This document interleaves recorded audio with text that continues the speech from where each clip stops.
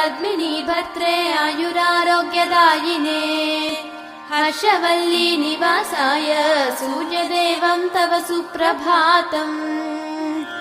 उत्तिष्ठोत्तिष्ठ चायेश उत्तिष्ठ उषयोज्ज्वल उत्तिष्ठ पद्मिनी कान्त लोकानां मङ्गलं कुरु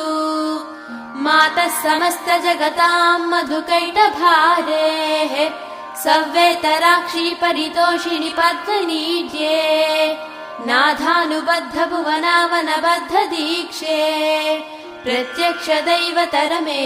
तव सुप्रभातम् छाये किलाश्रित वरप्रद कल्पकल्पे विस्वाप्तधाम निलयामल दिव्यभासे आयाहि शीघ्रमघनासिनि संश्रितानां श्रीसूर्यदैवतरमे तव सुप्रभातम्।